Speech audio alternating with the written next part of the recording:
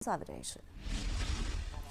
અમને માગણા પત્રકો મળેલા છે, જેથી કરીને જુનિયર ક્લાર્કની 2018 જગ્યાઓ ભરવાની થતી હતી, તેમાં 898 જગ્યાઓનો વધારો થયો છે અને કુલ 4304 જગ્યા ભરવાની હતી, તેના બદલે હવે 5202 જગ્યાઓ ભરવા માટે એપ્રિલ માસમાં સંયુક્ત સ્પર્ધાત્મક પરીક્ષા CBRT પરીક્ષા પદ્ધતિથી યોજાશે।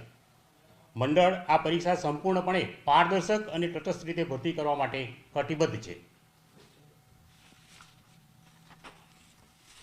પરીક્ષા સર ક્યારે પરીક્ષાના સંદર્ભમાં હવે ક્યારે પરીક્ષા થશે અને જે અંતિમ તારીખ છે ફોર્મ ભરવાની એમાં કોઈ ફેરફાર થશે કે 31 તારીખ સુધી પરીક્ષા ફોર્મ ભરવાની શરૂઆત 4 જાન્યુઆરીથી કરી દેવામાં આવેલી છે અને 31 જાન્યુઆરી પ્રથમ જાહેરાતથી જ અમે નક્કી કરેલી છે। 31 જાન્યુઆરીના રોજ એક અંતિમ તિથિ છે અને રાત્રિના 12 વાગ્યા સુધી ઉમેદવાર ફોર્મ ભરી શકે છે। અંતિમ તિથિ અંતિમ તારીખમાં કોઈ સુધારો કરેલ નથી, માત્ર જગ્યામાં વધારો કરેલ છે। પરીક્ષાનું આયોજન અમે માર્ચ એપ્રિલ મહિનામાં કરેલું હતું, પરંતુ હવે થોડો એમાં ફેરફાર થાય છે। ફેબ્રુઆરી મહિનામાં બીટ ગાર્ડની પરીક્ષા લેવાની છે। પહેલી ફેબ્રુઆરીથી કોલ લેટર ઇસ્યુ થવાના શરૂ થઈ જશે। સંપૂર્ણપણે ફેબ્રુઆરી માસ સંપૂર્ણ આખો મહિનો બીટ ગાર્ડની 823 જગ્યાઓ ભરવા માટે 4,18,000 ઉમેદવારોની CBRT પદ્ધતિથી પરીક્ષા લેવાની છે। ત્યાર પછી માર્ચ માસમાં પણ એક પરીક્ષાઓનું આયોજન થયેલું છે।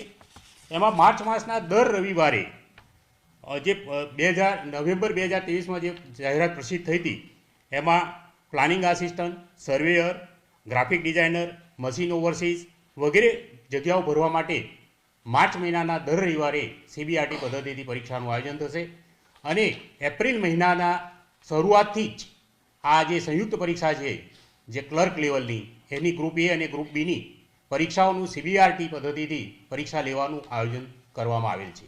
રોજના પ્રતિદિન ત્રણ શિફ્ટથી આ પરીક્ષા લેવાની છે અને ગુજરાતના જુદા જુદા જિલ્લાના પરીક્ષા કેન્દ્રો પર આ પરીક્ષાનું CBRTથી આયોજન થશે। સાહેબ, અત્યાર સુધી કેટલા ફોર્મ ભરાયા છે અને કેટલી ફી ભરાઈ છે? અત્યાર સુધી ગઈકાલના આંકડા પ્રમાણે 3 લાખ ઉપરાંતના ફી ભરેલા ફોર્મ ભરાયેલા છે, જેમાં ફી ભરી દીધી છે ઉમેદવારો। જે ફી તમને પહેલેથી જ મેં કહેલું છે કે જે ફી 500 રૂપિયા જનરલ કેટેગરી માટે 500 રૂપિયા અને અનામત કેટેગરીના મહિલા અને તમામ અનામત કેટેગરીના ઉમેદવારો પાસેથી 400 રૂપિયા ફી આપણે પરીક્ષા ફી પેટે લીધેલી, પણ આ ફી છે એ ડિપોઝિટ તરીકે છે। જે ઉમેદવાર પરીક્ષામાં બેસશે એને ફી અમે પરત કરવાના છીએ। ઓનલાઈન પદ્ધતિથી ઓનલાઈન ફી લીધેલી છે અને એ ફી જેવું એમની જે એટેન્ડન્સ સીટ આવી જશે એના આધારે આ ફી પરત કરવાની છે।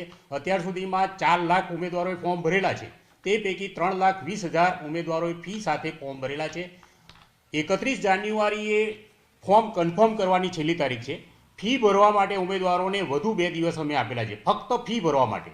તારીખ 1 અને તારીખ 2 કોઈ પરીક્ષા કોઈ ઉમેદવારે ફોર્મ ભરવાનું હોય, કન્ફર્મ કરવાનું હોય તો તેને 31 તારીખ સુધી ફોર્મ કન્ફર્મ કરી લેવાનું છે। ત્યાર પછી ફી એ ભરી શકે છે। જો એનું ફોર્મ કન્ફર્મ છે, કન્ફર્મેશન નંબર છે એની પાસે, તો એ તારીખ 1 અને તારીખ 2 ફેબ્રુઆરી સુધી ફી ભરી શકશે। કોઈ ઉમેદવારને ફી ભરવામાં મુશ્કેલી લાગે છે તો અહીંયા ફોનથી પણ ફોન કરીને મંડળમાંથી માર્ગદર્શન મેળવશે અને કોઈ નજીકના અંતરે હોય તો રૂબરૂ આવીને પણ અહીંયા મંડળમાં આવી શકે છે અને અહીંયા અમે એની ફી સ્વીકારવા માટેની વ્યવસ્થા ઊભી કરેલી છે।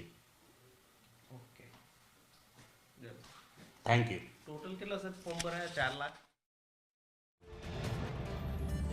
જુનિયર ક્લાર્કની ભરતીને લઈને અત્યારે જે પ્રેસ કોન્ફરન્સ કરવામાં આવી હતી, વધુ 898 જેટલી ભરતી કરવામાં આવશે। જુનિયર ક્લાર્કની 1 ફેબ્રુઆરીથી કોલ લેટર આપવામાં આવશે, ત્યારે ગૌણ સેવા પસંદગી મંડળ દ્વારા જગ્યાઓમાં વધારો કરવામાં આવ્યો છે। અલગ અલગ પરીક્ષાઓને લઈને પણ જાણકારી આપવામાં આવી છે। મહત્વપૂર્ણ રીતે જે જુનિયર ક્લાર્કની ભરતીની વાત છે, વધુ 898 જેટલી ભરતી કરવામાં આવશે।